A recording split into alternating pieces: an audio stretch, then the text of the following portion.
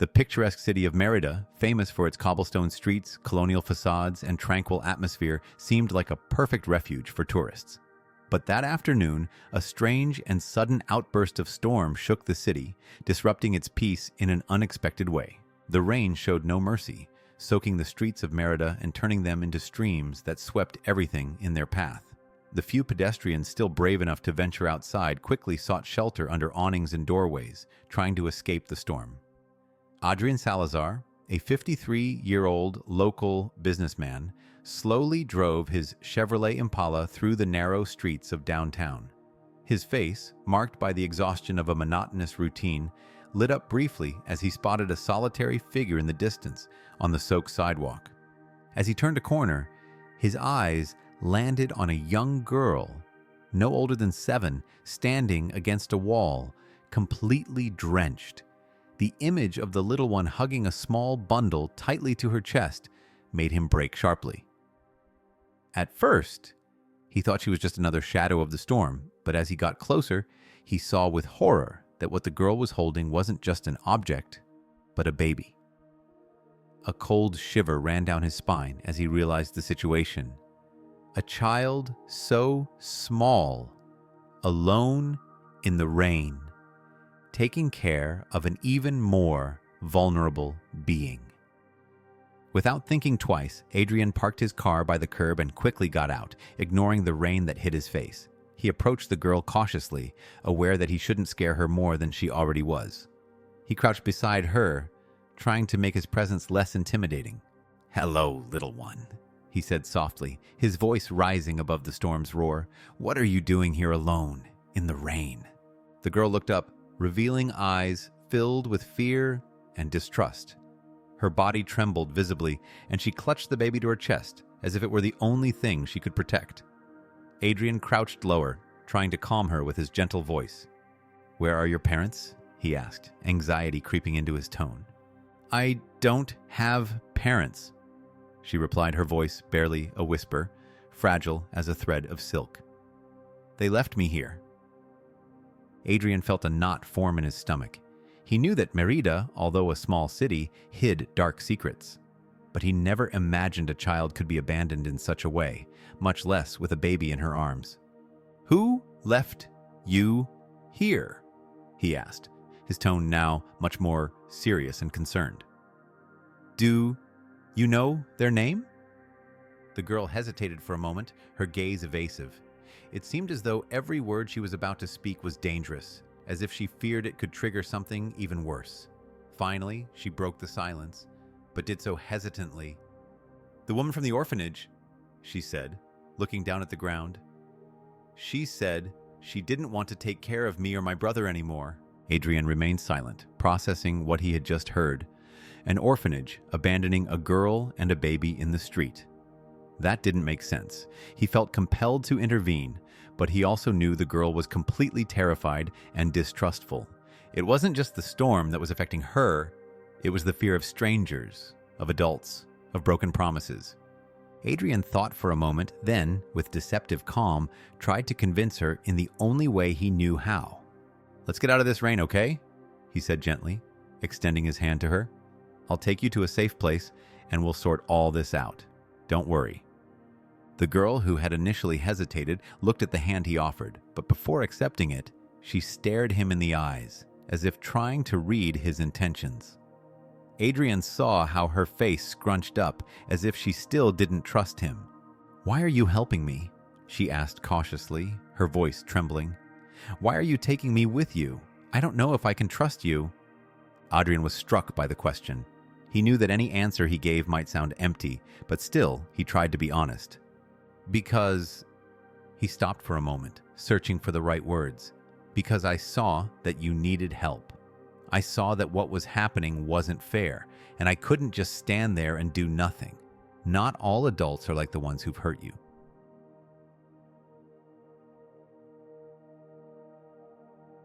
The girl, after a long silence, looked down, feeling the anguish of not knowing if she could ever trust anyone again. Finally, with a shy gesture, she accepted Adrian's extended hand and walked toward the car with him, still holding the baby, but saying nothing. Adrian opened the back door of the car and helped the girl in. making sure the baby was well covered. As he took the wheel again, he glanced in the rearview mirror and saw how the girl tried to calm the baby, despite the tears streaming down her face. The drive to the café was silent. The rain fell relentlessly on the car, and Adrian felt a weight on his chest, knowing that there was still much more to uncover, but that in that moment, the only thing he could do was protect that girl, who, for some reason, had placed her fate in his hands. "What happened, Adrian? Who are these children?" Maria asked with concern, eyeing the small ones with suspicion. "It's a long story, Maria," Adrian Salazar replied as he guided the girl toward a table by the fireplace. "But I need your help. Could you bring us something warm and a towel? They're frozen." Of course. I'll be right back," Maria said, disappearing into the kitchen. Adrian helped the girl sit down and carefully took the baby in his arms. He held him gently, noticing how small and fragile he was.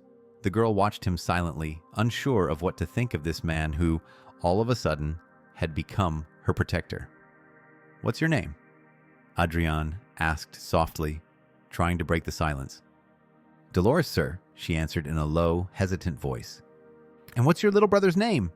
he continued, trying to gain her trust. "Ray. He's very small," Dolores replied with a worried expression. Adrian felt a wave of compassion for the girl, who, despite her young age, already carried an immense burden on her shoulders. "Dolores, can you tell me more about what happened? Why did that woman from the orphanage leave you on the street?" Adrian asked, his voice softened by concern. Dolores looked at the floor, her little hands gripping the edge of the table. Adrian waited patiently, not rushing her, while Maria returned with 2 cups of hot chocolate and a soft towel. "Here, drink this. It will help you warm up," Adrian said, pushing one of the cups toward Dolores. She took the cup with both hands but didn't drink immediately. A tense silence settled between them until, finally, Dolores began to speak, her voice trembling. "The woman from the orphanage said she couldn't take care of Ray and me anymore. She was always angry, always—" Her voice cracked. "She told us we were a burden, that nobody wanted children like us." Adrian felt a knot form in his stomach as he heard that. How could anyone be so cruel to a child? "She put us in the car and drove us to the city. When we got there, she just left us and drove away. I tried to follow her, but she got in the car and left." Dolores paused, and Adrian saw the tears running down her face despite her attempts to hide them. "Do you know where that orphanage is?" Adrian asked, feeling his anger rising. "I know, but I don't want to go back there," Dolores replied in a barely audible voice. Adrian placed his hand over hers, trying to offer some comfort. "You won't have to go back, I promise, but we need to find out what's going on there. If they did this to you and Ray, what else could they be doing to other children? I'm going to find out what's happening and make sure you and Ray are safe. I promise." As the storm continued to batter the small town of Mérida inside the café, Adrian and Dolores formed an unlikely alliance, united by the need for justice and the determination to protect those who couldn't defend themselves. He knew he was facing something much larger than he had imagined. But he also knew that he couldn't turn back. He was committed, and nothing would make him give up. The storm over Mérida showed no signs of letting up. The raindrops beat against the café's small windows with an almost hypnotic intensity, while inside, the warmth of the fireplace and the comforting aroma of hot chocolate filled the air. Adrian Salazar sat at the table with Dolores and little Ray, trying to process the gravity of the situation unfolding before him. Dolores, still trembling, held the cup of hot chocolate Maria had brought them.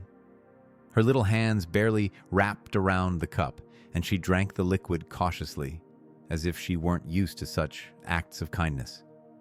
Little Ray slept in Adrian's lap, his breath soft and rhythmic. Adrian couldn't help but notice how small and fragile he was, with slightly sunken cheeks, a sign that he was probably malnourished. Adrian's mind was a storm in itself. He was a practical man, used to solving problems efficiently, but this situation was different. He felt an overwhelming responsibility for these 2 children who suddenly had crossed his path in the middle of the storm. He looked at Dolores, who now seemed a little calmer, but fear was still evident in her eyes. "Dolores, can you tell me more about what happened?" Adrian asked gently, without rushing, trying not to pressure her too much. "You don't have to be afraid. You're safe here." Dolores bit her lower lip, hesitating. She seemed torn between the desire to open up and the fear of trusting a stranger. Finally, as if something inside her had decided that Adrian was worthy of her trust, she began to speak, her voice low and filled with emotion. "Ray and I lived in an orphanage," she began, looking down at the cup in her hands. "It was a big place, with many children, but the woman who took care of us wasn't good. She always said we were a burden, that no one wanted children like us," Dolores said, her voice trembling as she remembered those moments of suffering. Adrian Salazar felt a deep pain in his chest upon hearing those words. How could someone treat two small, vulnerable children this way? But as he listened, a feeling of compassion overtook him. There was something about Dolores that moved him deeply. Perhaps it was the sadness in her eyes, or the courage of such a young girl facing such a cruel world. However, Adrian knew there was still much more to hear. Dolores continued, her eyes sinking to the ground as if trying to avoid recalling the suffering. "In the orphanage, it wasn't a nice place. The building was big, but the walls seemed to hold more history than they could bear. They told us we were the problem children, the ones no one wanted. And Ray, he couldn't help me because he was always sick. Ray's heart isn't like other children's." She paused, and Dolores' voice trembled even more. "He couldn't run. He couldn't play. And because of that, the lady always got angrier with us." Adrian felt a wave of rage mixed with pain. Not only had they been abandoned by their own family, but Ray, such a small child, had been a victim of cruel indifference for something he couldn't control. His heart condition, something he'd never asked for, had made him a burden in the eyes of the woman at the orphanage. "And what happened next, Dolores?" Adrian asked gently, his voice breaking with emotion. "The woman got very angry with Ray because he wouldn't stop crying. He always cried because he was hungry, and she never gave us enough. One day she told me Ray was a burden, that she couldn't stand us anymore. She said she would take us to another place, but she left us there, alone, in the rain." Dolores' words fell like cold drops onto Adrian's heart. The image of those two children, abandoned in the downpour, struck his mind with force. Adrian had never understood how cruelty could take shape in human beings. But this story overwhelmed him. "Do you remember the name of the orphanage, Dolores? Or do you know how to get there?" Adrian asked, his determination growing. Dolores nodded slowly, her face drenched in painful memories. "It's outside the city near Guanajuato. A big place, but very old. It's called La Casa de los Niños." Adrian fell silent for a moment, processing the information. He knew of the orphanage, but had never stopped to investigate what was really happening there. Now, he understood that something much darker was going on. What he hadn't anticipated was the connection he felt with Dolores. Her story, her pain, reminded him of someone very distant, someone he had loved years ago. For a moment, his mind wandered, bringing forth the face of Isabel, his first love, a young woman with the same determination and vulnerability that he saw in Dolores. She had been his companion during his time at university, but life had cruelly separated them. It was strange how fate played with people's lives.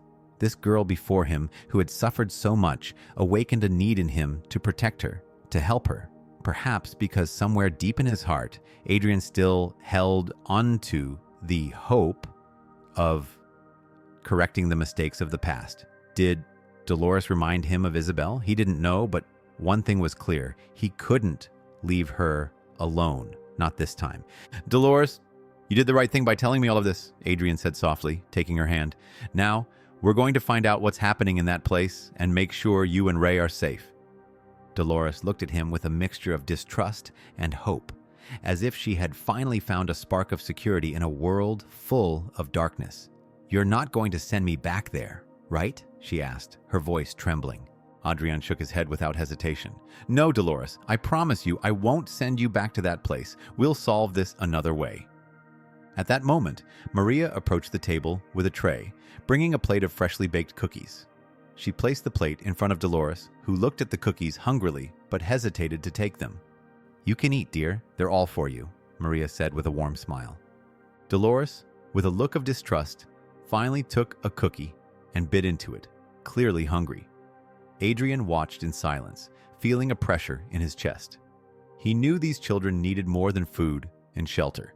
They needed security, and he was determined to give it to them. As Dolores ate in silence, Adrian pulled out his phone and began making some calls. First, he called his influential friend, Miguel, the commissioner who could help him investigate the orphanage. Then he called his lawyer, seeking guidance on how to proceed legally to ensure the safety of Dolores and Ray. The shy morning sun began to illuminate the wet streets of Mérida as Adrian prepared to face a battle he hadn't anticipated. He looked at Dolores, who was sleeping peacefully, covered with a blanket on his couch. The weight of the situation, along with the inexplicable connection he felt with her, kept him from resting. Adrian Salazar knew he couldn't wait any longer. He had to act quickly. He picked up his phone and dialed the number of his friend, Commissioner Miguel, a trustworthy man who had been with the local police for years and knew Mérida like the back of his hand. When the call was answered, Adrian wasted no time. Good morning, Miguel. I need a big favor, Adrian said bluntly. Good morning, Salazar. What's going on? Miguel responded, always formal and direct. It's a complicated situation. Last night I found a girl and her little brother on the street, completely abandoned. They came from an orphanage called La Casa de los Niños. The girl told me disturbing things about the place. I need you to investigate discreetly. There's something very wrong there, Adrian explained, his voice filled with concern. There was a brief silence on the other end of the line, and Adrian imagined Miguel processing the information. La Casa de los Niños... I've heard of that place, but we've never received a formal complaint. I'll start investigating immediately. But Salazar, be careful. If this is really serious, there may be powerful people involved, warned the commissioner in a serious tone. Adrian gripped the phone tightly, feeling his anger and determination take hold of him. I understand, Miguel. I just want to make sure these kids are safe, and that if something illegal is happening, it stops immediately. I'll count on you, Adrian said, thanking his friend before hanging up. After the call, Adrian felt like he had taken the first step in the right direction, but he knew that was just the beginning. He got up and went to the kitchen, where he began preparing a simple but nutritious breakfast for Dolores and Ray. As he prepared the meal, his thoughts drifted back to the woman at the orphanage, whose coldness and cruelty seemed boundless. Who was she? And why did she take care of the children if she treated them like a burden? Adrian didn't have to wait long to get some answers. While he was still in the kitchen preparing toast and juice, he heard the soft sound of footsteps. He turned around and saw Dolores standing in the kitchen doorway, still wrapped in a blanket, her eyes wide and tired, but with a spark of curiosity. Good morning, Dolores, Adrian said, with a warm smile. Did you sleep well? Yes, sir, she replied shyly, still processing the idea that someone was taking care of her. Come, sit down. I'm preparing breakfast for us. Ray is still sleeping, so we can eat peacefully, Adrian said, guiding her to the table where he had already set out some plates. Dolores sat down, watching Adrian's every move attentively. Everything felt surreal to her. No one had ever prepared a meal for her with such care. No one had ever shown her such kindness. As she ate a piece of toast, Adrian sat down across from her, looking for the right moment to ask the questions he needed answers to. Dolores, do you remember anything else about the orphanage? Adrian asked gently, not wanting to pressure her too much. Any detail could be important. Dolores hesitated for a moment, but then she settled, willing to speak. There were a lot of kids there, some like me, but others... She stopped, searching for the right words. Others were taken away, and we never saw them again. The woman, Victoria Larios, said they found a new home, but I never believed her. Adrian felt a chill run down his spine. Children disappearing without plausible explanations? The story was taking a much darker turn than he'd imagined. Victoria? Is that her name? Adrian asked, trying to remain calm. Yes, Victoria Larios. She was in charge of the orphanage. She didn't like me. She always said I was too much work, that Ray cried too much. Dolores' voice began to crack, and Adrian noticed how she relived those painful moments. Adrian felt a mixture of anger and determination. He needed to find that woman and discover what was really happening at La Casa de los Niños. But for that, he would have to be cautious. There was a real possibility that the situation involved more than just mistreatment. It could be something much more dangerous. As they ate in silence, Adrian heard the phone ring again. He got up and went to the room to answer. It was Miguel, and the news he brought was anything but good. Adrian, I made some discreet inquiries around town, and it seems that La Casa de los Niños isn't exactly what it appears to be. There are rumors that the orphanage is involved in something much darker. Child trafficking, Miguel said, his voice tense. Adrian felt as if the ground had disappeared beneath his feet. Child trafficking? The words echoed in Adrian's mind like a hammer pounding his conscience. He knew he was facing something serious, something that went beyond everything he had imagined. However, that revelation, like a dagger to the chest, was more horrifying than he had thought. The pieces of the puzzle were starting to fit together in his mind with terrifying clarity. Miguel, we need to act now. Those children are in grave danger. We need evidence to shut down that place and arrest those responsible, Adrian said, his voice deep and determined, leaving no room for further doubt. On the other end of the line, Miguel responded in his usual tone, but with unusual firmness. I'm with you, Montoya, but we must be careful. One wrong move and everything could fall apart. I'll gather my team and organize a plan of action. Can you keep the children safe in the meantime? Adrian looked at Dolores and Ray, who were sitting nearby in silence.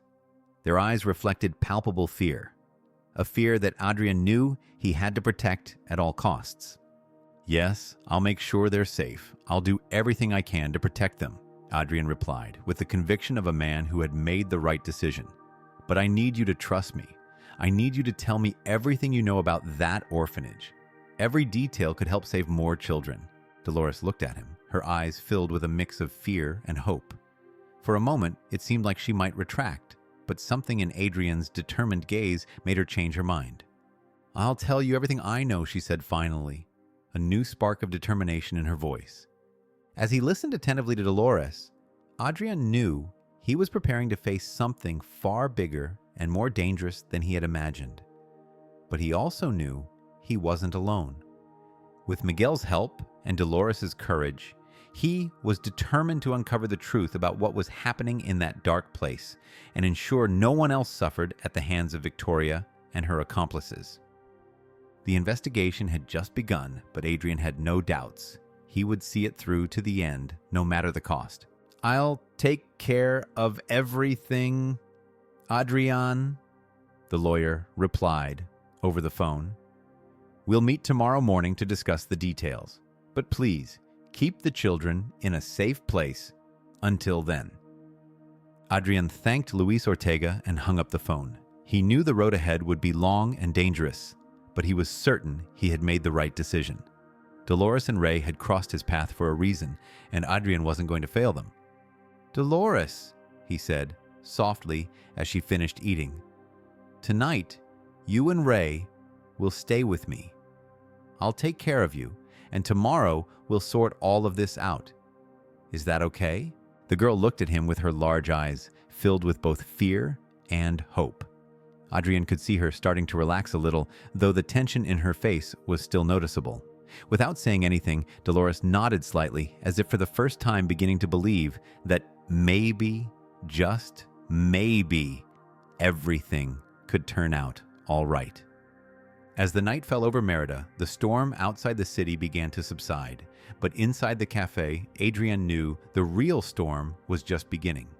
And he was ready to face it head-on for Dolores, for Ray, and for all the children who might be suffering in silence at that dark orphanage. The sun was already high in the sky, but its light barely touched the narrow streets of Mérida, still wet from the previous day's rain. Adrian, sitting in his living room, felt a mix of tension and determination. Dolores was playing on the floor with some toys she had gotten that morning, while Ray slept in an improvised crib. Despite the cozy atmosphere of his home, Adrian knew the real storm was just beginning. After hearing Dolores' shocking revelations about the orphanage and the children who disappeared without a trace, Adrian had spent hours thinking about the best course of action. He had already spoken with Miguel, who had begun investigating discreetly, but Adrian knew he needed more information before taking any concrete steps. Determined to learn more, Adrian got ready to leave. He put on a light coat and a hat to protect himself from the sun. Before leaving, he approached Dolores, who was focused on a puzzle on the floor. "Dolores, I need to go out for a while, but I'll be back soon. You stay here with Ray, and Maria Consuelo will come to help you take care of him, okay?" he said, trying to calm her. Dolores looked up at him, and Adrian noticed a hint of worry in her gaze. She didn't say anything, but he knew she was still scared. However, she was starting to trust him, and that was the most important thing. "I'll be back soon," he said, smiling before walking out the door. Adrian drove slowly through the streets of Mérida, his thoughts divided between the concern for the children and the urgent need to understand what was happening at that orphanage. He knew he couldn't rely on rumors alone. He needed facts, solid evidence that could support any action against Victoria Larios and her orphanage. Adrian's first stop was the town hall. He understood that in order to start piecing together the puzzle, he needed to gain a better understanding of the orphanage's history. When he arrived at the small, old building that housed the public archives, a receptionist greeted him, instantly recognizing him. "Mr. Salazar, how can I assist you today?" the receptionist asked, smiling politely. "Good morning. I'd like to access some old records, specifically about the children's orphanage. I need information on who founded it, who currently manages it, and any complaints or reports related to it." Adrian responded, his voice firm and determined. Adrian made his way to the reading room, a small space furnished with dark wooden furniture and shelves full of books and files. He sat down in one of the chairs, feeling the tension build as he waited. His thoughts kept returning to what Dolores had told him: missing children, the cold and cruel Victoria, and an orphanage that was meant to be a safe haven but hid dark secrets. After a few minutes, the receptionist returned, carrying a stack of yellowed folders and documents. She placed them on the table in front of Adrian, who thanked her and immediately began to sift through the material. The first documents were basic records of the orphanage's foundation, dating back about 20 years. The House of Children had been established by a woman named Maria Velasco, a local philanthropist, who, according to the records, had invested her own fortune to create a home for orphans and abandoned children. Initially, it seemed like a sincere initiative, one created with good intentions. However, as Adrian went through the more recent documents, he noticed a drastic change in the orphanage's management. Around 5 years ago, Maria Velasco had passed away under unclear circumstances, and Adrian felt a chill run through him as he saw her name on the page. Victoria Larios seemed to have taken full control of the orphanage after Maria's death. There weren't many details about her personal background, but Adrian found information that deeply troubled him. Victoria had connections with powerful people, including local business people and politicians. This network could explain why, despite the rumors, no serious investigation had been conducted against the orphanage. He continued reading the documents, searching for any clue that could help. Then, something caught his eye. An internal report, written by a former employee of the orphanage, mentioned that Victoria had a habit of relocating children without following the usual legal procedures. These relocations were carried out without any documentation or follow-up, and the children involved disappeared without a trace. The report didn't provide any specific details, but it did suggest that Victoria's practices were, at the very least, suspicious. The former employee whose name was not recorded, appeared to have tried to report these irregularities, but he was fired before he could take the matter any further. Adrian realized this could be a crucial point in his investigation. He needed to find this former employee and learn what else he knew. With his mind filled with questions and the growing realization that he had only just begun to understand the depth of the problem, Adrian thanked the receptionist and left the town hall. He knew he had to be careful. Victoria Larios was no ordinary adversary. She had power and connections that could complicate any attempt to expose her. Once back in his car, Adrian took out his phone and called Commissioner Miguel. "Miguel, I'm just leaving the town hall. I've found some troubling information about the House of Children and Victoria Larios. It seems she has powerful connections, and she might be involved in something much bigger. Have you made any progress with the investigation?" "Montoya, we're working on it. I've received information from reliable sources that confirm your suspicions. It seems that Victoria is using the orphanage as a front for illegal activities, possibly child trafficking. But we need concrete evidence to act. I'm putting together a team to carry out a more thorough investigation, but we need to be discreet. Victoria has eyes and ears everywhere," Miguel replied, his voice serious and filled with urgency. "Understood, Miguel. I'll continue my investigation on this end. Keep me updated on any new developments," Adrian said, hanging up the phone. He knew that time was running out. Victoria Larios and her network of accomplices might be one step away from covering their tracks, and Adrian needed to act quickly.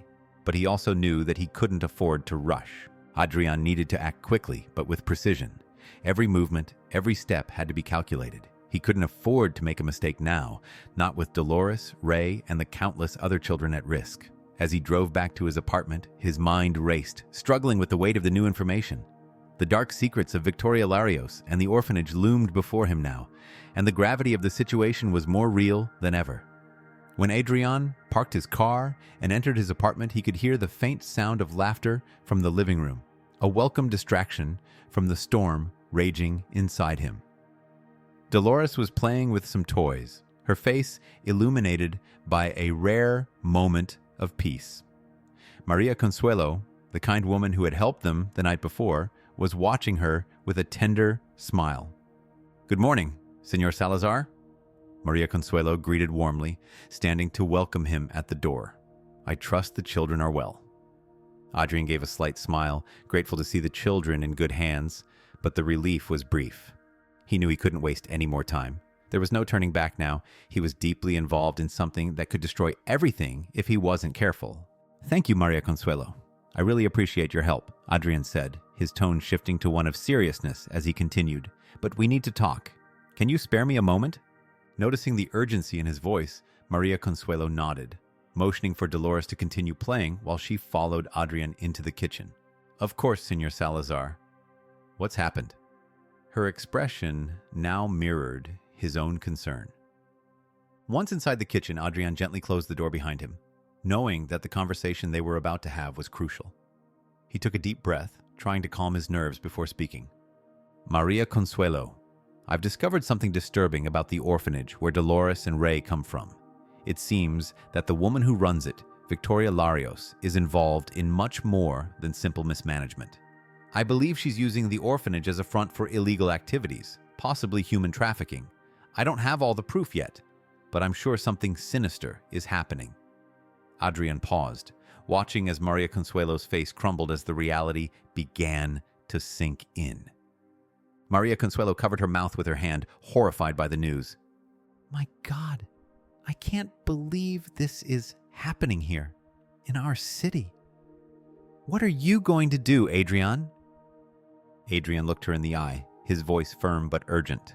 "I need your help, Maria Consuelo. Commissioner Miguel is already investigating the case, but we need to be extremely cautious. We don't know who else is involved, and we need concrete evidence before we make a move. For now, I need you to help keep Dolores and Ray safe. Can you watch over them, at least until things calm down?" There was no hesitation in Maria Consuelo's response. "Of course, Adrian, I'll do whatever is necessary. Those children cannot go back to that place." She placed a hand on Adrian's shoulder, a gesture of solidarity that strengthened his resolve. "Thank you, Maria Consuelo." You don't know how much this means to me, Adrian said, feeling a temporary weight lift from his shoulders, though he knew it was just the beginning. With Maria Consuelo returning to the living room to tend to the children, Adrian retreated to his office. The silence of the room was deafening, broken only by the buzzing of his thoughts. He needed to organize his strategy. Every move had to be precise. Sitting at his desk, he reviewed the documents he had gathered from the town hall, looking for any additional clues that might steer him in the right direction. The more he read, the clearer it became. Victoria Larios was the key to everything. There were gaps in the records, inconsistencies Adrian could exploit. He needed to gather more information, not just about her, but about everyone she had dealings with. He needed to dig deeper into her connections and find the cracks in her operations. But to do that, he needed someone who knew the area, someone who could provide first-hand information about Victoria's activities. Adrian recalled the town hall report about a former employee who had tried to expose Victoria Larios' schemes but had been fired before they could act. This person could be the ally he needed. Without thinking, he grabbed the phone and called Commissioner Miguel. Miguel, I was going through the town hall records, and it looks like there was an employee at the orphanage who tried to report Victoria before being fired. This could be the key to our investigation. Can you track them down? Snit! Adrian, I'll get in touch with some people to locate them. It might take a while, but I'll take care of it right away. But be careful. This is a dangerous game we're playing. Victoria has eyes and ears everywhere. I understand, Miguel. Keep me informed, and let's stay in contact. I'll continue with my part. After hanging up, Adrian leaned back in his chair, his mind whirling. He knew time was of the essence and every second counted. Victoria Larios and her network could be erasing their tracks at the very moment they were speaking. He couldn't afford to rush, but he couldn't wait much longer either. He had no choice but to press on, even though his heart screamed the opposite. I received information that Victoria Larios has started to suspect that someone is investigating the orphanage. If she realizes we're getting too close, she might try to cover everything up, warned Commissioner Miguel. A chill ran down Adrian's spine as he heard those words. He knew time was running out, and any wrong move could jeopardize everything. Understood, Miguel. Let me know as soon as you have any updates, Adrian replied, ending the call. Despite his determination, the weight of the urgency gnawed at him. He knew he couldn't just sit idly by. He needed to keep investigating, looking for more clues, and preparing for what was to come. He spent the rest of the day making calls, trying to gather all the information he could about Victoria and her activities. He knew that in addition to Miguel, he would need more allies, people willing to face Victoria Larios and the forces that protected her. As the sun began to set and golden light streamed through the windows, Adrian decided to check on the children. Ray was still asleep, and Dolores sat next to Maria Consuelo, gazing out the window at the landscape. "How are you, Dolores?" Adrian asked, sitting beside her on the couch. "I'm fine, sir, just a little worried." "Victoria won't find us, will she?" Dolores asked, a mix of fear and hope in her eyes. Adrian placed a hand on her shoulder, trying to offer reassurance. "Don't worry, Dolores. I promise you and Ray are safe here, and I will make sure no one else goes through what you've been through," Adrian said firmly. Dolores tried to believe his words, though the fear of Victoria remained deeply rooted in her heart. She was beginning to trust Adrian, but the terror of the woman who had abused her never fully faded. As the sun set and night descended on Mérida, Adrian felt he was getting closer to the heart of a dark web of secrets and corruption. He knew the coming days would be crucial, and every decision he made could have profound consequences. Not just for him, but for Dolores, Ray, and many other children who might be in danger. Adrian looked out the window, watching the city lights begin to shine against the darkening sky. He knew that what he was about to face would require more than courage. He would need the strength not to give up, even when the road seemed dark and uncertain. The night enveloped Mérida in a blanket of silence, interrupted only by the soft glow of street lamps and the stars pointing towards the sky. The atmosphere was calm, yet full of tension. Adrian, sitting in his office, reviewed the information he had gathered so far. Each piece of information, every detail, seemed to bring him closer to the dark truth lurking in the House of Children. As he read through the old reports and the notes he had taken throughout the day, Adrian's phone rang, breaking the silence. He answered quickly, recognizing Miguel's number. "Miguel, what have you discovered?" Adrian asked, his voice low but full of expectation. The sun was still struggling to break through the gray clouds clinging to Mérida that morning, as if nature itself was foretelling the rising tension enveloping the city. Yet Adrian Salazar was more focused than ever. After Dolores' revelations the previous night, he knew time was working against him. Victoria Larios was a dangerous woman, with powerful allies and a web of corruption that seemed to stretch into every corner of Mérida. Now, every step had to be meticulously calculated. Adrian had spent the night reviewing his notes and discussing with Miguel the best strategies to dismantle the child trafficking operation operating under the guise of the House of Children. The magnitude of the operation was terrifying, but Adrian knew he couldn't let fear paralyze him.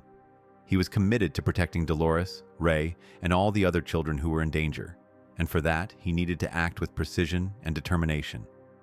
At 7 a.m., Adrian was preparing to leave. He put on a simple shirt and a dark jacket, trying to remain inconspicuous.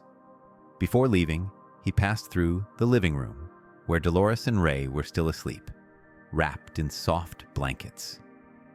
Dolores's face, relaxed in a deep sleep, contrasted sharply with the frightened expression she usually wore during the day.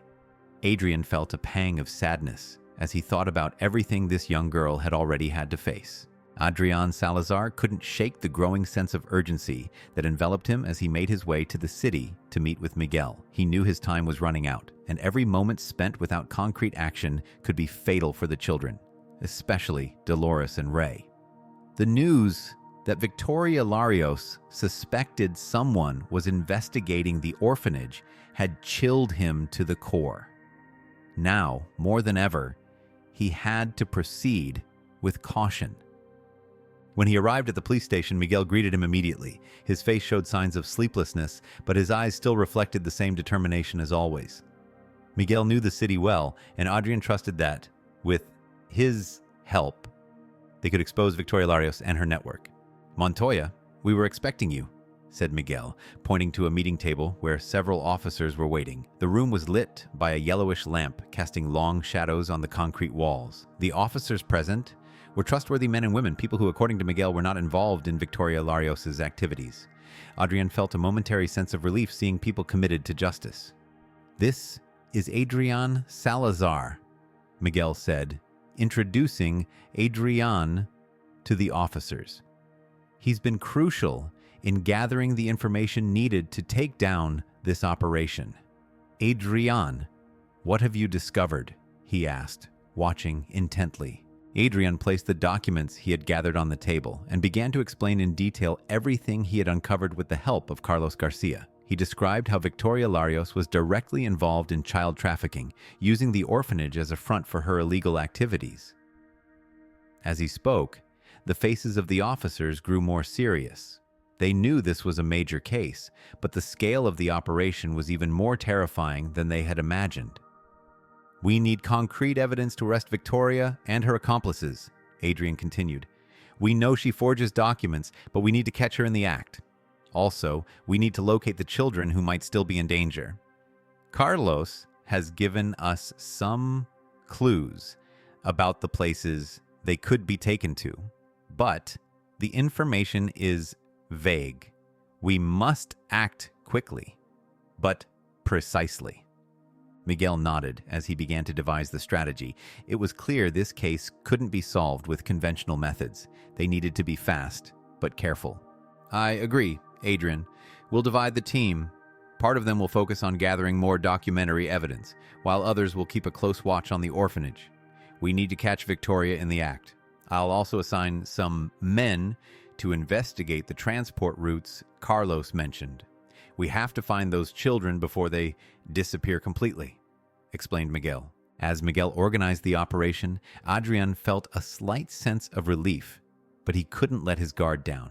The danger was near, and what they were facing was far greater than he had imagined. He knew he had to be cautious, but he also knew he couldn't stop until there was justice for Dolores, Ray, and all the children still at risk. Finally, they were moving in the right direction, but Adrian knew that the road ahead would be dangerous and filled with traps. He remembered Carlos's words from the night before. Victoria is dangerous. She has connections with very powerful people. That meant that any misstep could be fatal. With the plan laid out, Miguel gave the final instructions to the team and then turned to Adrian. Montoya, you should know this operation is high risk. Victoria has eyes and ears everywhere. We need to act with extreme caution. We'll monitor the children's house for the next 48 hours. If we spot any suspicious movement or an attempt to transfer children, we'll act immediately. In the meantime, we'll increase protection for Carlos and make sure he doesn't fall into Victoria's hands, Miguel said, his voice firm and authoritative. Adrian nodded. He knew they were walking a thin line between justice and imminent danger. Any mistake could be fatal, but he also knew there was no turning back. Thank you, Miguel. I trust you and your team. We'll catch that woman, and when we do, we'll make sure she never has the chance to hurt another child again, Adrian said, feeling the determination grow inside him. With the instructions clear and roles defined, Adrian left the police station and returned to his car. The tension in his shoulders was almost palpable, but he knew he had to stay calm and focused. Before heading home, he decided to make one last stop. Adrian drove through less traveled streets until he reached a small building in the center of the city. It was a discreet place that housed a modest but respectable law firm. He had contacted Luis Ortega, an old family friend known for his integrity and for not fearing confrontation with the powerful. To ensure that justice would be done effectively, Adrian needed legal support from someone like Luis. Upon entering the office, Adrian was greeted by the secretary, who immediately led him to Luis's office. The lawyer, a middle-aged man with disheveled hair and sharp eyes, stood up to greet him. Adrian, it's good to see you, though I imagine the circumstances aren't the best, Luis said, gesturing for him to sit. Unfortunately, you're right, Luis. I'm involved in something big and dangerous. I'm investigating a child trafficking ring operating under the guise of an orphanage, and things are getting complicated. I need your legal support to ensure that when we finally bring this operation down, everything is done according to the law. We can't afford to let any technicalities slip by, Adrian explained, getting straight to the point. Luis listened intently, his eyes narrowing as he grasped the gravity of the situation. This is serious, Adrian. Child trafficking is one of the darkest things there is, and if these people are as powerful as you say, we'll need to be extremely careful. But you can count on me. I'll make sure that when the time comes, every legal aspect is covered. We can't let these criminals escape justice because of a technicality, Luis said, his voice reflecting confidence. Adrian felt a momentary relief, knowing he could count on Luis. Legal support was a crucial part of the operation, and knowing it was in competent and trustworthy hands reassured him. Thank you, Luis. This means a lot to me. I have to go now, but I'll contact you as soon as we have something concrete. We'll do this the right way, Adrian said, standing up and shaking the lawyer's hand. I'll be waiting for your call, Adrian, and be careful. The people you're up against won't hesitate to do whatever it takes to protect themselves, Luis warned, looking him in the eye before saying goodbye. As Adrian left Luis's office, he returned to his car, feeling the weight of responsibility grow with every step he took. He was involved in something much bigger than he had imagined when he found Dolores and Carlos that rainy night. Now, he was in a race against time, with lives at stake and enemies who would do whatever it took to protect their interests. As he drove home, Adrian received an unexpected call. It was Carlos, his voice filled with tension. Montoya, I think someone is following me. I'm afraid Victoria might have found out what we're doing. I need to get out of here now, Carlos said urgently. Adrian's heart raced. If Carlos was right, that meant Victoria was one step ahead, and the time to act was shorter than he had imagined. Carlos, stay calm. I'll send a team to pick you up, Adrian replied, feeling the weight of urgency settle in his chest once again. Don't take unnecessary risks. Just go out and make sure we're on the same page. I'll make sure you get there safely, said Adrian Salazar, trying to keep his voice steady despite the rising panic. All right, I'm going now. But please, Adrian, be careful too. If Victoria Larios knows about me, she might be watching your every move, said Carlos Garcia, urgency in his clear voice before hanging up. Adrian immediately called Miguel, briefing him on the situation. Miguel, it's possible that Victoria Larios knows what we're doing. We need to act quickly to protect Carlos Garcia. Send a team to pick him up and make sure he's safe, and keep our movements completely discreet. We can't let her know we're close, said Adrian, tension in his voice. I'm sending a team right away, but you need to be careful too, Adrian. If Victoria really knows about Carlos Garcia, she could be watching every step we take. The situation is getting more dangerous, warned Miguel, before hanging up. Adrian knew things were escalating quickly. Every move had to be calculated precisely, and every mistake could be fatal. The air in Mérida felt heavier, as if the city was bracing for an imminent storm, and Adrian felt like the eye of the hurricane. As he returned home, his thoughts raced. He knew he had to protect Carlos Garcia, ensure the children's safety, and at the same time, gather enough evidence to take down Victoria Larios. All of this had to be done without alerting his enemies that his network was on the brink of collapse. When he arrived at home, he was greeted by Maria Consuelo, who looked visibly concerned. Adrian, what's going on? You're more tense than usual. Has something happened? Asked Maria Consuelo, her voice full of worry. Adrian hesitated for a moment, wondering whether he should tell her about the latest developments. Finally, he decided that honesty was the best course. It's possible that Victoria Larios knows what we're doing, Maria Consuelo. That means we're all at risk, especially Carlos Garcia. He's in danger, and I need to make sure he's safe before moving forward. But I need you to keep an eye on the children and keep everything as normal as possible. I don't want them to notice anything is wrong, Adrian explained, trying to stay calm.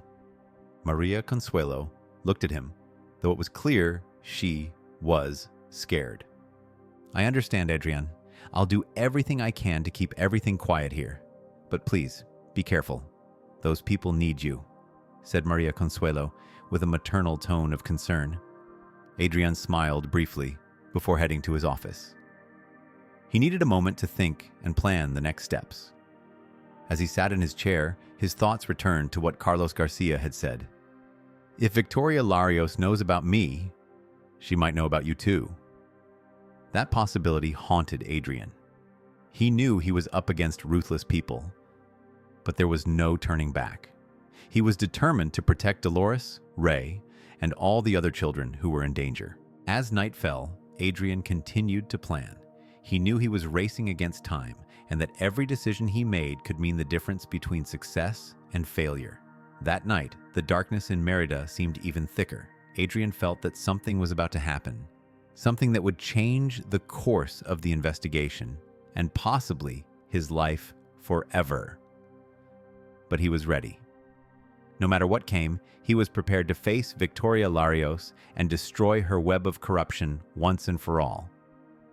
Maria Consuelo, who had been taking care of the children, noticed Adrian's departure and approached him with a worried expression. Are you going out again, Adrian? The children are fine, but they seem calmer when you're around, she said softly, her voice heavy with concern. Adrian turned to look at her, offering a reassuring smile. I know, Maria, but I need to find someone who can help us resolve this. I won't be long. Please, keep taking care of them. If you need anything, don't hesitate to call me, he replied, trying to calm her anxiety before stepping out the door. The cold night air greeted him as he stepped outside, its freshness carrying the earthy smell of wet soil. He drove through the city, heading toward the village where Carlos was hiding. The road twisted, and as he moved further from the center of Mérida, the city lights began to fade in the distance, giving way to near total darkness. After about 30 minutes of driving, Adrian arrived at the village Miguel had mentioned. It was a small collection of rustic houses, with adobe walls and clay roofs, casting long shadows in the dim light. He parked the car and stepped out, observing the few lights still flickering in the distance. He double-checked the directions and headed toward a modest house, somewhat apart from the others. He knocked on the slightly ajar door and waited. Silence hung in the air for a moment before cautious footsteps were heard approaching. The door opened just enough to reveal a thin man, his face marked by wrinkles and a wary expression. "Is this Carlos Garcia?" Adrian asked, keeping his voice low and calm. "I'm Adrian Salazar. Commissioner Miguel told me where to find you. I need to talk to you." Carlos looked at him with a mixture of fear and doubt. He hesitated for a moment, but after a long pause, he opened the door wider, allowing Adrian to see the sparsely furnished interior. "Miguel said you'd come. Come in, but keep your voice down. I can't risk anyone hearing us," Carlos said, his voice trembling as he stepped back to let Adrian enter. The house was simple, with little furniture and dim lighting. Carlos led Adrian to a small room with a table and 2 chairs, indicating for him to sit. Adrian felt the tension in the air as Carlos took the other chair, visibly uneasy. "What do you want from me, Montoya?" Carlos asked bluntly. Adrian knew he had to be direct. He could feel Carlos's fear, but he also understood that the only way to gain his trust was to show him they were on the same side.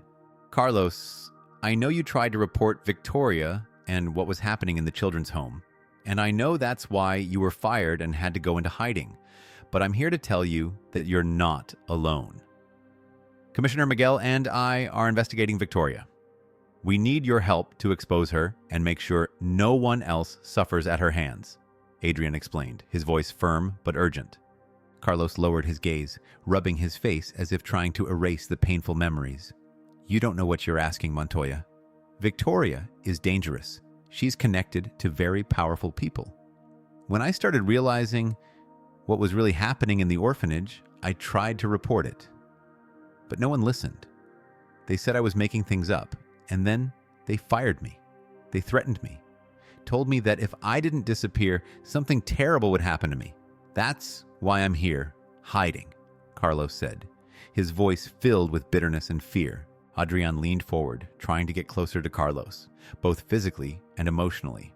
"Carlos, I understand your fear, but think about the children still there, the ones who might be disappearing without a trace. If we don't stop Victoria, how many more will suffer? I promise I'll do everything I can to protect you, but we need your help. You know more than anyone about what's going on.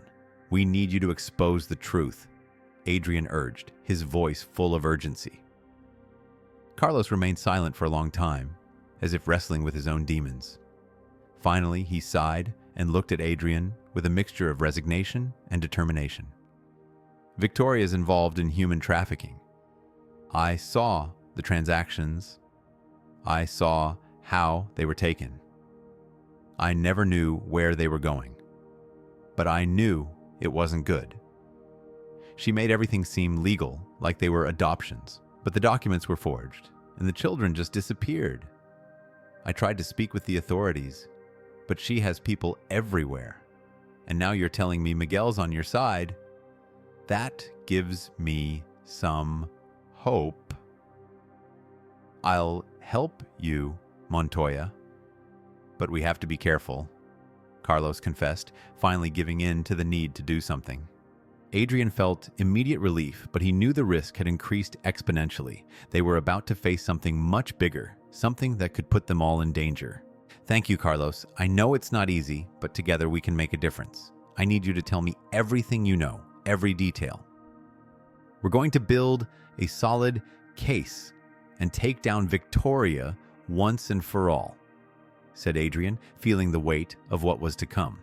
Carlos nodded and began to recount everything he knew. He described how Victoria manipulated the orphanage records, how she forged adoption documents, and how employees who asked too many questions were silenced. As Carlos spoke, Adrian took notes, each detail reinforcing the magnitude of the network Victoria had built. He knew this information could be the key to dismantling the whole scheme, but he also knew they were now playing a dangerous game where any mistake could be fatal. After hours of conversation, Carlos finally stopped, exhausted but relieved to have told the truth. "That's it. That's all I know. I hope it's enough to bring down Victoria. But please, Montoya, be careful. These people have no limits," said Carlos, his gaze tired yet determined. Adrian placed a hand on Carlos's shoulder, a gesture of solidarity, but his mind was overwhelmed. "Thank you, Carlos. It's more than enough. I promise we'll use this information to end this once and for all. And I'll make sure you're safe throughout the process," said Adrian, feeling the weight of responsibility grow even heavier on his shoulders. As he left Carlos's house and returned to his car, Adrian knew he was at a crossroads. The information he had just obtained could be the key to taking down Victoria and ending child trafficking. But that also meant the danger was greater than ever. He needed to be meticulous and strategic, making sure every step was taken with precision. As he drove back to Mérida, the darkness of the night seemed even deeper, but Adrian felt a flame of determination burning in his chest. He was closer to the truth than ever, and he knew he couldn't stop now. The lives of many children depended on it. The night in Mérida brought with it an unsettling stillness. The streets, normally vibrant with the nightlife of the small city, were strangely deserted, as if the city itself were holding its breath. Inside Adrian Salazar, the silence was only interrupted by the soft sound of the wind blowing outside and the occasional murmur of Dolores, speaking quietly in her sleep, perhaps dreaming of a better world, far from the horrors she'd already witnessed. However, Adrian couldn't sleep. The notes and the laptop, with its email inbox flashing with incoming messages, kept him alert.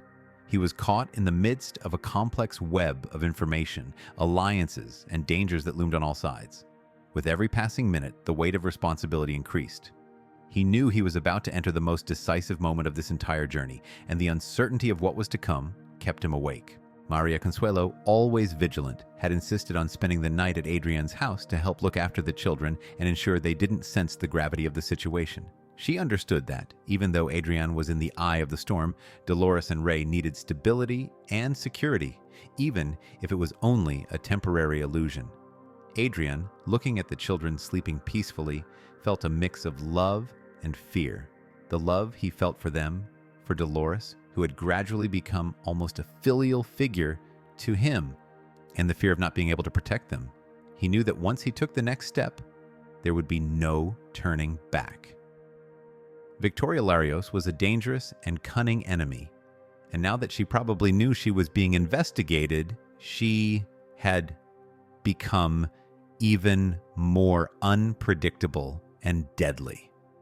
Adrian's phone vibrated, pulling him from his thoughts. He looked at the screen and saw it was a text message from Commissioner Miguel. His heart raced as Adrian opened the message. Team sent to pick up Carlos. He's safe. Monitoring at the children's house ongoing. Suspicious movements recorded. We need to act soon. Adrian read the message several times, each word heightening his tension. The moment to act was approaching. Victoria was moving, and that meant they had to move fast to prevent her from escaping, or worse, harming more children under her care. He knew there was no time to waste, so he decided to prepare for what was coming.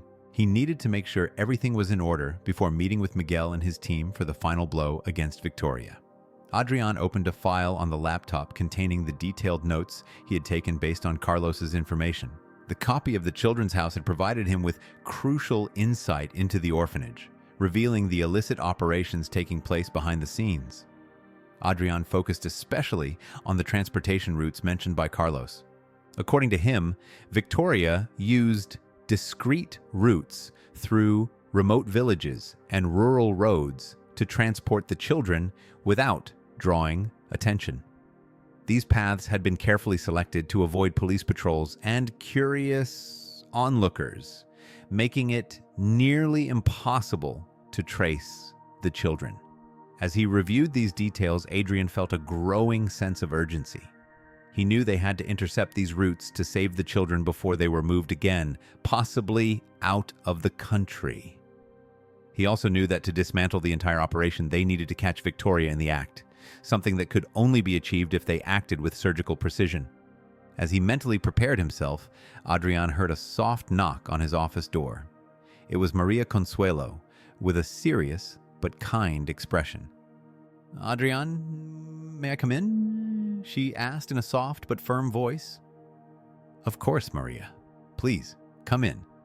Adrian replied, moving away from the documents to give her his attention. Maria entered and carefully closed the door, not wanting to wake the children. She walked up to the desk and looked at Adrian, her eyes reflecting a concern that had not been voiced until now. "I know you're about to do something very dangerous, Adrian. I don't need the details, but I can see it in your eyes. I just want you to know that we're all with you. The children, we need you to come back safely," Maria said, her voice trembling slightly at the end. Adrian felt a surge of emotions as he listened to Maria's words. He knew how risky what he was about to do was, but he also knew that he couldn't fail. Victoria had to be stopped, and he was willing to do whatever it took. "Thank you, Maria. That means a lot to me. I'll do everything I can to make sure everyone stays safe. I won't let Victoria get away with this, but I need you to keep taking care of Dolores and Ray while I'm gone. They trust you, and that gives me peace of mind to do what I have to do," Adrian said, placing his hand on hers in a gesture of gratitude. Maria nodded, squeezing Adrian's hand in response. "I promise I'll take care of them as if they were my own. But please, Adrian, come back home. Those children need you." "And so do we," she said, before silently withdrawing, leaving Adrian alone again. Adrian sat in silence for a few minutes, reflecting on everything that had happened up to that point. He remembered the night he first met Dolores and Ray, and how that impulsive decision to stop the car to help them had changed his life completely. Now, he was in the middle of a battle between good and evil, and he knew he couldn't lose. Determined to do whatever was necessary, Adrian picked up the phone and called Miguel. "Miguel, I'm ready. I'm going to the police station now. We need to meet and coordinate the next step. Victoria is on the move, and we need to act before it's too late," Adrian said, his voice firm and resolute. "Okay, Montoya. I'll gather the team and get everything ready. Be prepared for anything. Victoria won't go down without a fight," Miguel responded before hanging up. Adrian took a deep breath, feeling the pressure of everything that was to come. He knew it would be a long night, and the outcome of this operation could determine the fate of many lives, including his own. Before leaving, Adrian went to the room where Dolores and Ray were. He crouched by Dolores' bed and looked at her innocent face, softened by sleep. He felt a surge of emotion thinking about how this little girl had touched his life in such a short time. He leaned down and gave her a gentle kiss on the forehead, whispering to himself, "I'll do this for you, Dolores. I'll make sure you have the life you deserve." With a heavy but determined heart, Adrian left his house and got into the car, driving toward the police station. The city seemed strangely quiet, but Adrian knew that this calm was only the prelude to the storm that was about to break.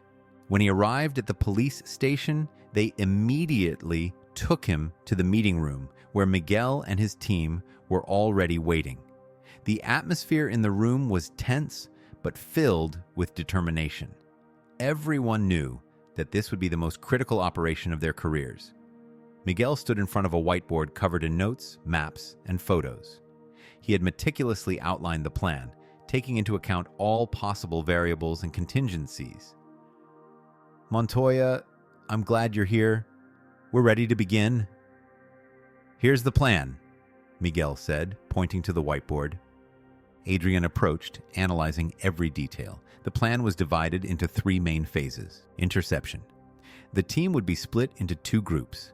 One group would position itself along the transportation routes identified by Carlos, with the goal of intercepting any suspicious movements. They would be in constant communication with the second group, responsible for monitoring the children's house and waiting for the right moment to act. Invasion and rescue. As soon as any suspicious movement was identified or enough evidence was gathered, the team would invade the orphanage to rescue the children and arrest Victoria and her accomplices. The priority would be the children's safety, ensuring that none of them were injured during the operation. Evidence gathering and arrest. After the invasion, the team would focus on gathering all necessary evidence to ensure that Victoria and her network were legally processed. This would include confiscating documents, electronic devices, and any other relevant materials. "Montoya, I need you to coordinate the evidence gathering. You have the necessary expertise to make sure we don't leave anything behind. There can't be any mistakes. Every detail could be crucial to ensuring that Victoria and her network are dismantled for good, Miguel said, looking at Adrian seriously. Understood, Miguel. I'll make sure we don't leave any loose ends. We need to do this the right way, Adrian replied, feeling the weight of the responsibility on his shoulders. The team was ready. They needed to act with precision and speed. Good luck, everyone, Miguel said before leaving the room, followed by Adrian and the other officers. The operation was underway. Adrian knew he was stepping into dangerous territory, but there was no room for fear or doubt. The lives of innocent children were at stake, and he had committed himself to ensuring their rescue and making sure those responsible for their suffering would face justice. As the patrol cars and unmarked vehicles began moving through the city's dark streets, Adrian felt the tension in the air. He knew he was in the eye of a silent storm, a storm that could explode at any moment. But he also knew he was prepared to face whatever came his way. As he made his way to the designated location where he would coordinate the evidence gathering, Adrian mentally reviewed every detail of the plan, every step he needed to follow to make sure everything went smoothly. He knew the night would be long and dangerous, but he also knew this was the opportunity to make a difference, to save lives, and finally dismantle the network of corruption that had poisoned Mérida. Minutes passed slowly as the team positioned themselves. The tension was palpable, and everyone knew they were about to act. Adrian, in his car, watched the empty and silent streets, waiting for the signal to move. He knew that once the signal was given, there would be no turning back. Then, the radio crackled, and Miguel's voice came through firm and clear. All positions are set. Suspicious movements confirmed. Get ready to act. Adrian took a deep breath, feeling the adrenaline take over his body. He knew he was on the edge, but he also knew he was ready. All agents in position?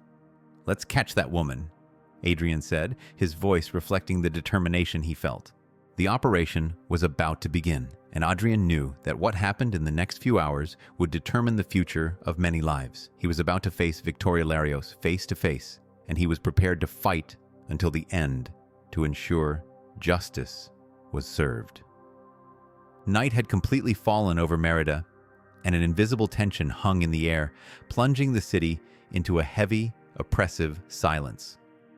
The sky was clear but starless, as if nature itself had decided to hide that night, in anticipation of the imminent confrontations. Adrian Salazar was in one of the unmarked police vehicles, parked just a few streets from the orphanage, along with Miguel and other team members. They were ready for the operation that could change their lives forever. On the radio, the voice of one of the officers stationed at observation points around the orphanage came through, low and tense. I confirm movement on the west side of the building. 2 vehicles approaching. They seem to be trucks, awaiting instructions. Adrian exchanged a quick glance with Miguel, who was tense but focused. The information confirmed the suspicions Carlos had shared. The trucks were likely there to transport the children before they could be discovered. This would be the perfect moment to act, intercept the transport, and storm the orphanage at the same time. Miguel picked up the radio and responded firmly, his voice heavy with urgency. All units, prepare to act. Alpha Group, intercept the vehicles. Bravo Group, get ready to storm the orphanage as soon as we have the situation under control. The most important thing is to ensure the children's safety. Adrian, his heart racing, mentally reviewed the plan, each step he needed to follow. He had trained for this, but the reality of being on the verge of action, with the lives of so many children hanging by a thread, felt entirely different. Every second counted. The air grew heavy as they waited. The ticking of the clock seemed to slow down, each sound from the radio, each movement of the clock's hand, serving as a reminder that they were on the edge of something massive. The silence was suffocating, until, finally, the radio broke the tension. Alpha Group, moving. Interception, now!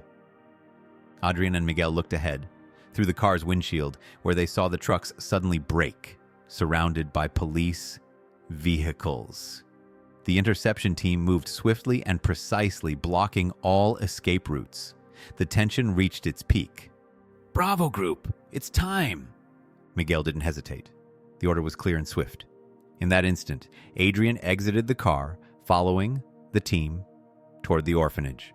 The armed and trained officers moved forward in silence, but with lethal determination. Though Adrian wasn't a police officer, he insisted on joining the raid. He felt he had to be there, to see with his own eyes what was happening inside that dark place.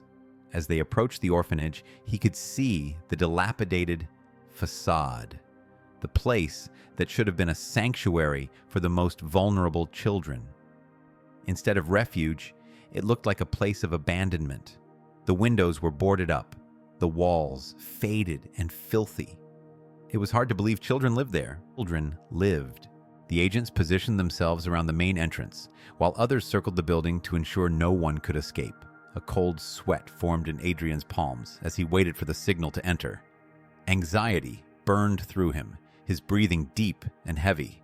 The situation was tightening. The moment was drawing near. Miguel raised his hand and with a firm gesture, gave the order. "Now!" The sound of the main door crashing down echoed through the stillness of the night, followed by a series of quick, calculated commands. The agents stormed the building, weapons raised, ready for any resistance. Adrian followed closely behind, his heart pounding so fast he could almost hear it in his ears. The air inside the orphanage was thick with mold and dampness. The dim light, barely sufficient, cast eerie shadows on the walls. Adrian felt a tense energy in the air, a mix of fear and resolve. What would they find inside? The group moved quickly through the dark hallways, checking each room as they went. "Room to the right, clear. No sign of children here." The officer's voice sent a shiver down Adrian's spine. Where were the children? Anxiety flooded him. His mind began to imagine the worst. What had Victoria done to them? If they didn't act quickly, they might be losing the chance to save them. Every second was crucial. As they advanced down the main corridor, they heard hurried footsteps coming from the upper floor. Adrian and Miguel exchanged a glance, and without wasting a second, they began climbing the stairs toward the sound. The wooden boards creaked under their feet with each step, intensifying the tension with every noise. When they reached the second floor, the first thing they noticed was a door at the end of the hallway slightly ajar. A faint light filtered through the crack, creating a line of clarity on the dark floor. Adrian signaled for the officers to approach cautiously. Miguel was the first to reach the door. He motioned for Adrian and the others to get ready. With a swift move, he pushed the door open, entering with his gun raised. Adrian followed immediately, and what he saw left him speechless. The room was large, with windows covered by heavy curtains that blocked any view of the outside. In the center, several small beds were lined up next to each other. On them, piled in a chaotic heap, lay children of various ages, all dressed in simple, worn clothes. Some slept deeply, while others, upon seeing the armed men enter, woke with wide, terrified eyes. "Victoria!" Miguel's voice echoed in the room. "Come out now! You have nowhere to run!" For a moment, nothing happened. The room was completely silent, except for the sporadic sound of the children's labored breathing. Then, from behind a shelf in the corner of the room, a figure slowly appeared. It was Victoria Larios, the woman Adrian had heard so many descriptions about. Yet, she was still different from what he had imagined. Victoria was tall and slender, with gray hair pulled back into a tight bun. She wore a simple yet elegant dress, which contrasted with the decaying atmosphere around her. However, her eyes, cold and calculating, showed neither remorse nor fear. "So you finally came to see me," said Victoria, her voice calm, as if she had been waiting for this moment all along. "But you're making a mistake." Miguel kept his weapon aimed at her, his eyes fixed on the woman, never once looking away. "The only mistake here is the one you made, Victoria, using an orphanage as a front for child trafficking. Did you really think you'd get away with it?" Miguel responded, not lowering his guard, his voice full of indignation. Victoria stepped forward, her gaze shifting from Miguel to Adrian, who looked at her with a mixture of rage and disgust. "I know what you think of me, Mr. Montoya, But let me tell you something, the world is a cruel place, and I'm just playing the game we're all forced to play. These children, Victoria gestured vaguely to the beds surrounding her. They had no future. I gave them a chance to survive. Adrian felt a wave of fury surge through him. The way Victoria spoke of the children as if they were mere disposable objects sickened him deeply. He stepped forward, his voice rising, strong and determined, filled with a resolve that seemed to come from deep within him. Taking innocent lives is not a game, Victoria. You're not a savior. You're a trafficker, a criminal. And today, it all ends. His voice trembled with emotion, and for a moment, everything in the room seemed to stop, as if Adrian's words resonated in the air with a force that made it clear there was no turning back. Victoria smiled faintly, but her smile did not reach her eyes, which remained cold, calculating, unshaken. Do you think you can stop me? I have allies, people in high places. Even if you arrest me now, others will continue the work I started. It's the cycle of life. You can't stop something bigger than you, Montoya. Her tone was unsettling, almost defiant, as if she had already resigned herself to the inevitable. Miguel stepped forward, moving closer to Victoria, his expression hardening even more. This is bigger than justice. Victoria Larios, you are under arrest for child trafficking, document forgery, and criminal conspiracy. Surrender now, and maybe you'll still have a chance at a fair trial. His voice was firm, without hesitation, like the sound of a gavel that ended any discussion. Victoria glanced around, realizing she had no escape. The officers had already started rescuing the children, taking them out of the room safely. She knew there was nothing she could do, but her face showed no trace of fear. She seemed almost resigned, as if she knew this moment would come sooner or later. Very well, Mr. Montoya. Commissioner Miguel, I'll go with you. Victoria finally raised her hands in a gesture of surrender, but her gaze remained cold and calculating. The officers quickly moved to handcuff Victoria, while Adrian watched silently.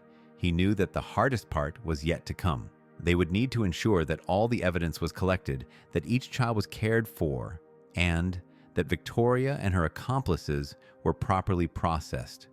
But for now, he felt a slight relief, knowing that the nightmare Victoria had created was finally coming to an end. As the police began escorting Victoria out of the room, Adrian took one last look around. The children were being taken to safety, but he knew the trauma they had suffered wouldn't heal so easily. He also knew that, although he had won this battle, the war against child trafficking was far from over. But he was determined. He would do everything in his power to make sure those children had a future. As he left the orphanage, Adrian walked down the hallway where the last child was. A little girl with big, frightened eyes, hugging an old doll to her chest. Adrian knelt to her level, smiling kindly. Hey, it's all right, you're safe now, he said, trying to reassure her. The girl looked at him with a mix of fear and hope before finally giving a small nod. She didn't say anything, but Adrian knew that gesture meant a lot. She, like the others, had been saved from something terrible, and now she could begin to heal her wounds. Miguel approached Adrian as the officers continued to lead the children out of the building. Good job, Montoya. This wouldn't have been possible without you. But there is still much to be done. We need to make sure that everyone involved is arrested and that these children are taken to places where they can be recovered, said Miguel, his voice, though tired, reflecting a contained satisfaction. Adrian, burdened with the weight of everything he had experienced that night, felt that the real burden had only just begun. He knew the true battle was far from over. I know, Miguel. Let's make sure it's done right. These children deserve it, Adrian replied, his tone firm, filled with a purpose that never wavered.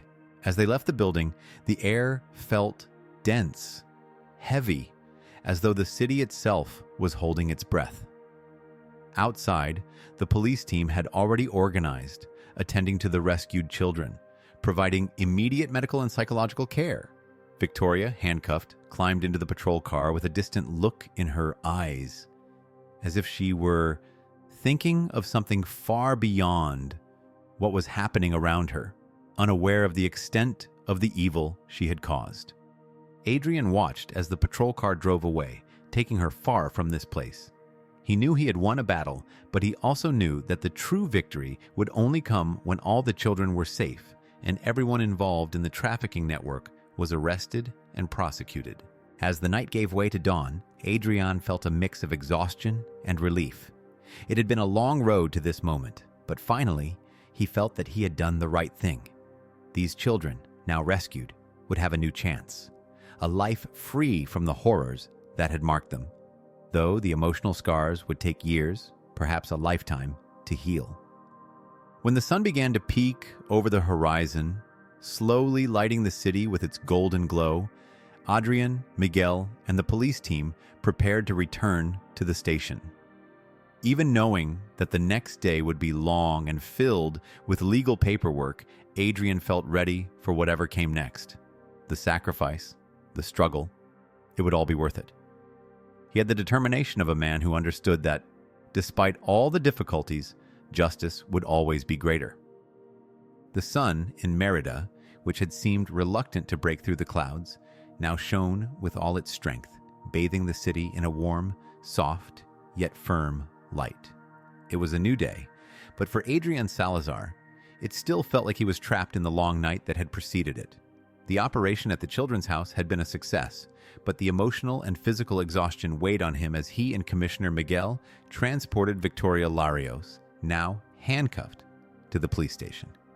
What came next was a whirlwind of legal and bureaucratic activities that continued until dawn. When they arrived at the police station, Victoria was taken to an interrogation room, where she would remain under surveillance while Adrian and Miguel gathered all the necessary evidence to ensure her prosecution was proper.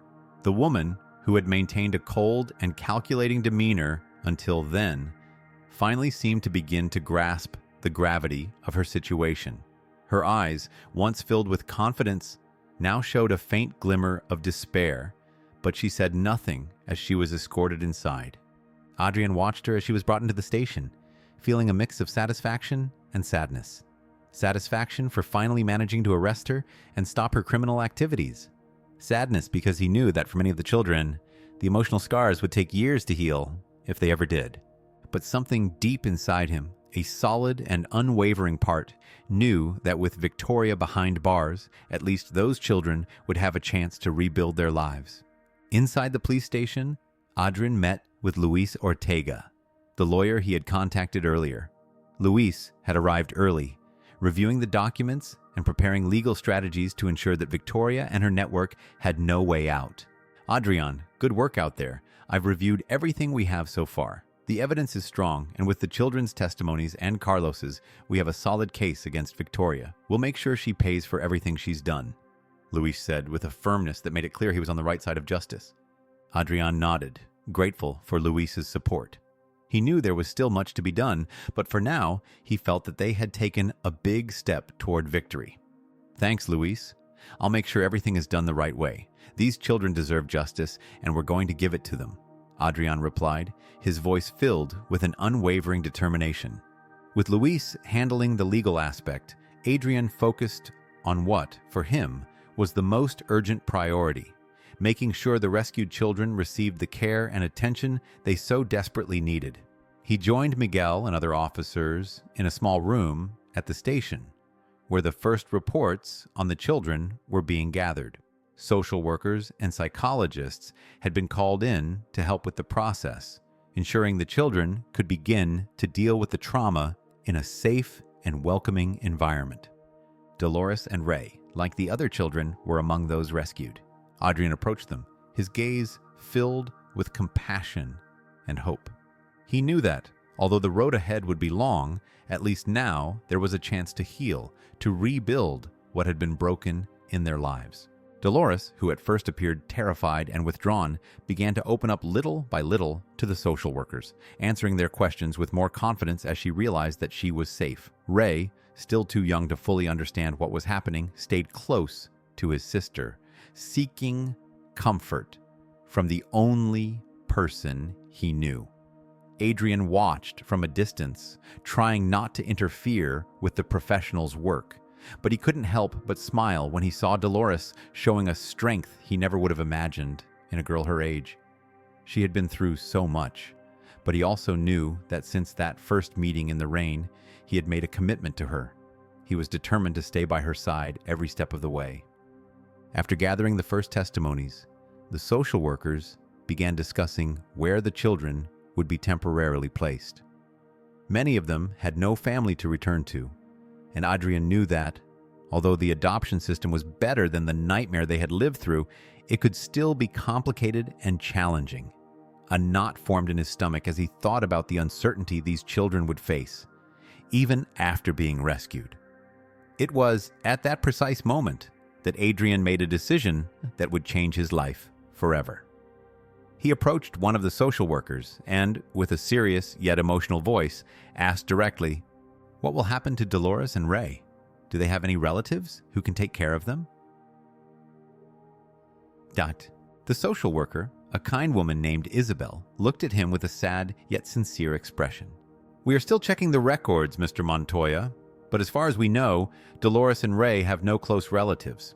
They will likely be placed in a temporary home until we can find a permanent solution. But given their situation, that may take some time," Isabel explained, trying to be as honest as possible. Adrian remained silent for a moment, feeling the weight of the decision he was about to make, a decision that would drastically change his life. He knew that once he made it, there would be no turning back, but he also knew he couldn't turn his back on these children. Something had changed within him since that night he found Dolores in the rain, and now he felt that his fate was intertwined with hers. Without thinking further, he said, his voice firm but full of emotion, "I would like to request to be the temporary guardian of Dolores and Ray." Isabel looked at him surprised, but after a brief moment of reflection, her face softened into a warm smile. "Mr. Montoya, this is an important decision. We will have to conduct an evaluation, but considering all you've done for these children, I think we can begin the process. It will be complicated and take time, but if you are truly committed, we will do everything we can to help," Isabel replied, her tone encouraging. Adrian felt a mix of relief and apprehension, but he was determined. "I am committed, Isabel. I will do whatever it takes. I can't leave them now, not after everything that has happened," he said, with the certainty of someone who had finally found his purpose. With the decision made, Adrian began discussing the next steps with Isabel and other professionals. They explained the legal procedures and the stages he would need to follow in order to become the temporary guardian of Dolores and Ray. Although the process would be long and complex, Adrian felt more determined than ever to move forward. As all of this was unfolding, Miguel entered the room with important news. "Montoya, we have updates on the investigation. We've managed to intercept Victoria's communications and are tracking other members of the network. It looks like there are more people involved than we thought. We'll need your help to continue dismantling this operation," Miguel said without hesitation. Adrian, still processing his decision to become the guardian of Dolores and Ray, knew the fight wasn't over. The capture of Victoria had been just the beginning. They had to make sure everyone involved was apprehended, and that no other child fell victim to that criminal network. "Of course, Miguel, I'm with you. Let's keep going until everyone is captured," Adrian responded, feeling the energy return to his body. He knew he couldn't rest as long as there were more children in danger. As they discussed the next steps of the investigation, Adrian realized that his life had changed irreversibly. He had started this journey as a businessman, someone who thought he had everything under control. Now, he was a man deeply committed to a cause he never imagined, a defender of justice, and, perhaps more importantly, a future father. The hours passed quickly as the team continued working at the police station, but Adrian no longer saw things the way he had before. He knew the road ahead would be long, but he also knew he was in the right place, doing what he had to do for the right reasons. Miguel and the other officers were immersed in tracking all those involved in Victoria's network, while Adrian was in charge of organizing the evidence and coordinating the next steps with the lawyers and social workers. He knew that, although the legal battle could be long, they had the advantage of strong evidence and the unwavering support of the community. As the evening began to fade and the sky turned a soft orange hue, Isabel called Adrian to sign some initial documents related to the temporary custody of Dolores and Ray. As he signed, Adrian felt that he was giving these children something they had never had, the security and home they so deserved. After signing the papers, Adrian headed to the room where Dolores and Ray were resting. Upon entering, Dolores looked at him with an expression that reflected both relief and curiosity. Ray, who was playing with some toys that the social workers had brought, also looked at him with an innocent smile. Adrian knelt down next to Dolores, looking her directly in the eyes. "Dolores, I've spoken with the social workers. If you want, you and Ray can come live with me. It wouldn't be forever, but until we find a permanent solution, I'd like you both to stay with me. What do you think?" he asked, trying not to pressure her, but deeply hoping she would accept. Dolores was silent for a moment, processing what he had said. Her eyes, filled with a surprising maturity for someone so young, finally softened as she nodded. "I'd like that, Mr. Adrian. Ray, too," she replied with a small smile. Adrian felt a wave of emotion hearing those words. He knew it was nothing more than a small victory in a long journey, but to him, that victory meant the world. "Then it's decided. We're going home together," Adrian said, hugging Dolores and Ray tenderly. As he held them, he felt a deep peace that he hadn't experienced in a long time. Perhaps because, for the first time in a long time, he knew he was exactly where he was supposed to be. The following weeks were a whirlwind of activity. Adrian and his new family began to adjust to life together, while he continued working with Miguel and the legal team to ensure that Victoria and her network were completely dismantled. Local media began covering the case, and soon the story of the rescued children and the capture of Victoria spread across the country. Although many challenges still lay ahead, Adrian knew he was ready to face them. He had found a new mission in life, something beyond business and personal success. He had found a cause to which he was willing to dedicate his life. The legal process against Victoria culminated in a long prison sentence, and the other members of the network were also prosecuted and sentenced. The rescued children were placed in safe homes where they began receiving the necessary care and support to recover. As for Dolores and Ray, the time they spent with Adrian as their temporary guardian turned into something much bigger. As the months passed, Adrian felt increasingly connected to them, and soon the formal adoption process began. Although he knew it would be a long and complicated path, he was determined to give these two siblings the home and family they so deserved. The following spring, on a sunny day in Mérida, Adrian, Dolores, and Ray headed to the courthouse to finalize the adoption process. It was an exciting day for all of them, a day when a new family was officially formed. As they left the courthouse, Dolores took Adrian's hand, looking at him with a smile that melted his heart. "Thank you for everything, Dad," she said, the words flowing naturally, as if they were the result of a long journey. Adrian paused for a moment, surprised, but then smiled, feeling a happiness he had never experienced before. "It's me who should thank you, Dolores. You've given me a new life," he replied, hugging both siblings tightly. As they walked together through the sunny streets of the city, Adrian felt that he had finally found what he had been searching for. It wasn't just personal success or material achievement. It was something much deeper. It was love, family, and the certainty that he was making a difference in the world. And so, as the sun shone brightly and the city vibrated around them, Adrian, Dolores, and Ray walked together, ready to face the future as a family. They knew the journey was just beginning, but they also knew that together they could face anything. If you enjoyed this story, don't forget to like the video, subscribe to the channel, and share your thoughts about the plot in the comments. Your support is essential to us.